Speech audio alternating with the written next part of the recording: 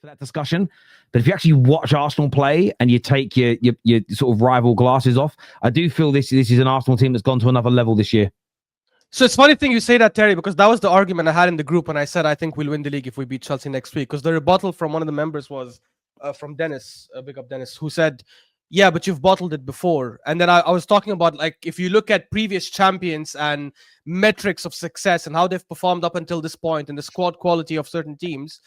And his rebuttal to me was, you're using history there for your advantage, but you're refusing your history of bottling the league. And I'm like, us bottling is not a logical metric that I can use to judge how we're playing this season. It's not the same factors. Players are a lot more experienced. The manager himself is a lot more experienced. They have been competing for the last couple of years. Saying, oh, Arsenal are not going to win the league because we've bottled it before is a very emotional response. It doesn't actually contribute. But if I say, I think we'll win it because if you look at the metrics, if you look at where Liverpool were last season, they were at a similar stage and they ended up winning it. If you look at the squad quality, teams that have the best squad and are leading by this kind of stage usually end up winning it because there's a factor to it. It's not the same like 3 seasons ago, because 3 seasons ago when we were 5 points clear of City, everyone knew City still had a better team. City were a better team. We were just performing really well and City were underperforming. So it wasn't crazy to say City are going to catch up to you. I don't think it's crazy for me to say I think we'll win the league if we beat Chelsea next week, because I think we are better than City. City have been very inconsistent all season. Obviously, Liverpool seem like they're out of it. And no offense to Chelsea, I just don't think they're at a level that can trouble us from here till the end of the season. That is very fair. We are going to go to some super chats soon, people. We haven't forgot about them, so just stay with us. We will be putting them up. Obviously, I'm going to speak to Chris and Elijah and Brandon. But Bran, what did you make of your performance today? Obviously, a lot of plaudits online. A lot of people going in on Tottenham, saying maybe they made it a little easy for you. How impressed were you with Arteta and your team's application today? Yeah, it was light work, Tel. Absolute light work. That was probably the easiest game that we've had all season. Forget North London derbies and all. That was the easiest game we've had all season. And a lot of that, of course, was to do with Tottenham. I think they set up in a way that, I mean, I've said it before here on the terrace, pussies. Do you know what I mean? Like, they didn't want it today. They didn't want it at all today. You could see that from minute one. They was getting Vicario taking free kicks from the halfway line, lumping balls into the box. Like, I couldn't believe what I was watching from them. But of course, you know, you get the generic stuff all throughout the week. Oh, Gabriel's out injured. Arsenal ain't going to score any set pieces now. No, but we'll give you 4 open play goals. Hold that. Yeah, hold that. Right, about we can't score open play goals. No, I've got to admit, Tel, I've been impressed all season so far. I think Arteta's got it pretty much spot on. Of course, it started from the summer transfer window. It's clear to see now that we have just squad depth is just beyond ridiculous.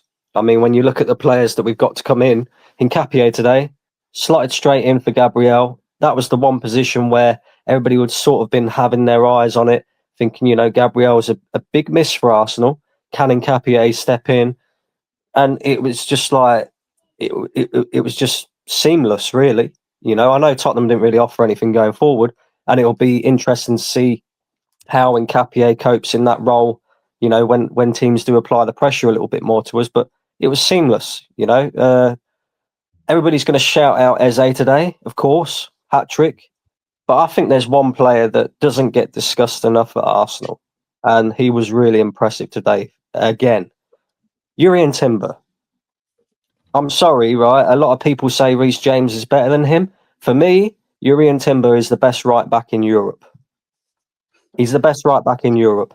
And he played a huge part in us scoring that opening goal. You know, the amount of times we was looking, we're bringing the ball out wide. Maybe just we need that person to come into the middle to make that extra man to create the space, to move Spurs around a little bit. And he did that perfectly for that first goal. Created the space. Do you know, for a defender, for a guy who's a defender, the technical ability that this guy has on the ball, the way he can just drift past players, the little bit of skill just to, and the drop of the shoulder, it's unreal, really, to think that he's a defender and not a midfielder or a wide player or a forward. So, yeah, really impressed with him. Trossard's been brilliant all season. I think he should get a lot more plaudits than what he does as well. Mikel Merino. Yeah, what a ball for that first goal. What a ball for that first goal. The weight of pass for that first goal was unbelievable. Unbelievable. And yeah, we're a different team this season, right? And I've been a massive critic of Arteta, as you all know. We are a different team this season. I look at Arsenal that competed for the league title a couple of seasons ago. We didn't compete for the league title last season. Let's just have it right. But the season before that and the season before that, of course, we did. Now, when you look at them 2 seasons, I think a William Saliba injury cost us in the first season. You look at who we had to bring in then, it was Rob Holding. You know, look at the quality difference that we had to come in to the team then. Then the second season of us competing for the league, it went to the last day of the season, and in my opinion, Arteta made the mistake in bringing in Zinchenko, right, when he didn't necessarily need to. But I look at the quality of players that we have at our disposal now.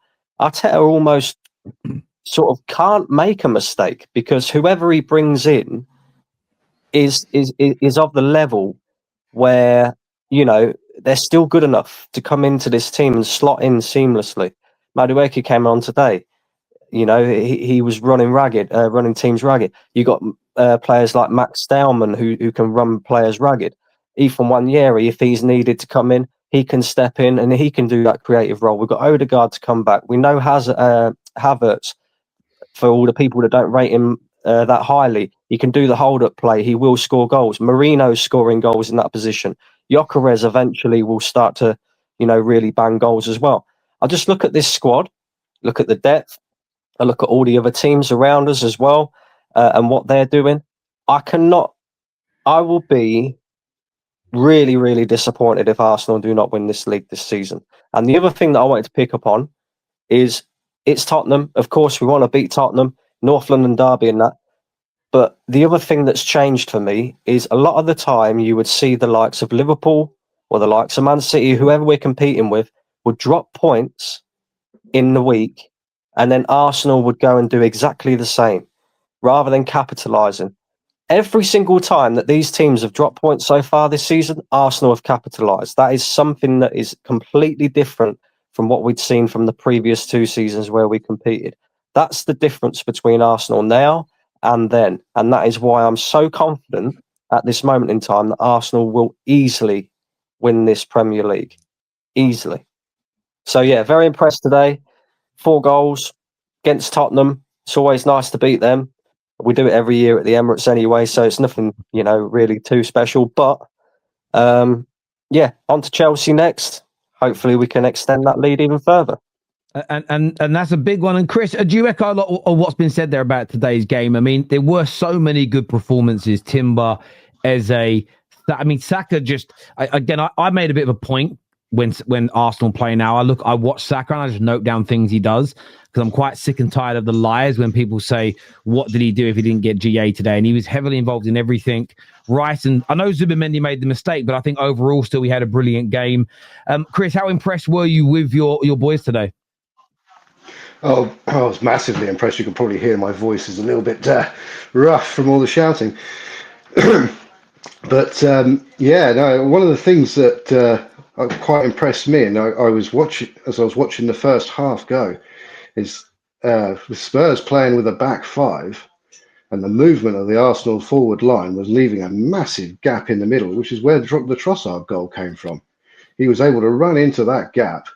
But it was constantly the Spurs defenders were being dragged away by Marino, dragged away by Rice, dragged away by Eze, dragged away by Trossard. It was phenomenal to watch, and it was constantly all throughout the game. They were just being dragged and dragged around like puppets on a string. It was absolutely fantastic. I was surprised the first goal didn't come sooner because of that. We just weren't able to get that final pass really up until that first goal.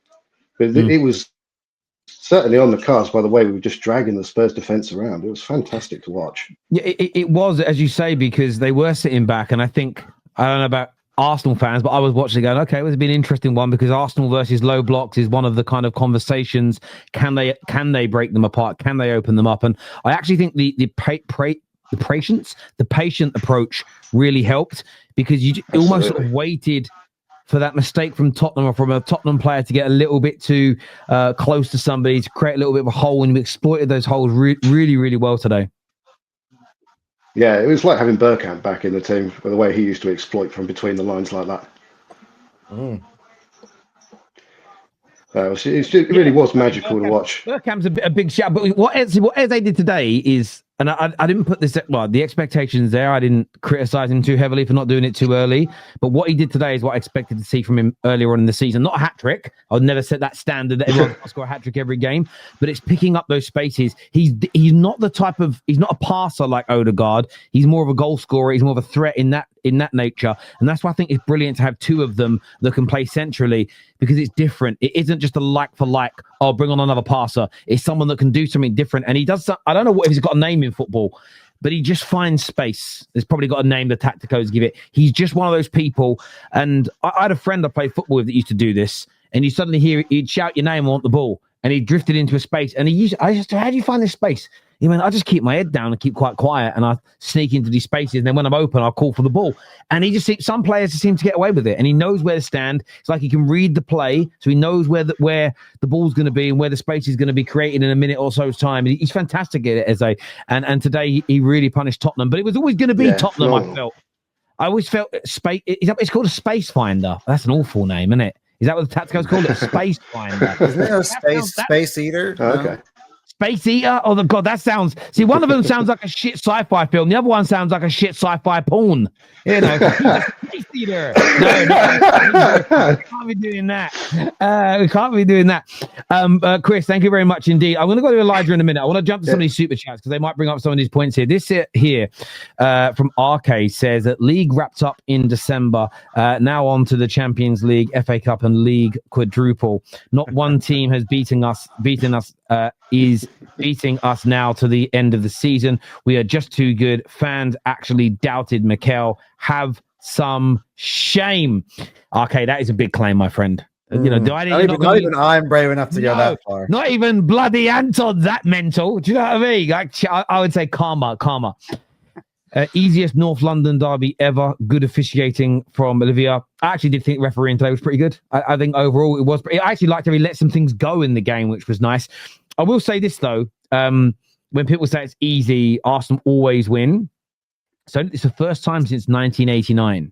Me and Kate were both children back then, since Arsenal have won 4 on the bounce. And I know that includes, I know they win most of them at the Emirates, but it just goes to show that even with the dominance Arsenal have had in the last 25, 30, 40 years compared to Spurs, they've not beaten them 4 times on the bounce, which is also why Spurs doing it to Man United once 4 times in a season hurts really, really deeply.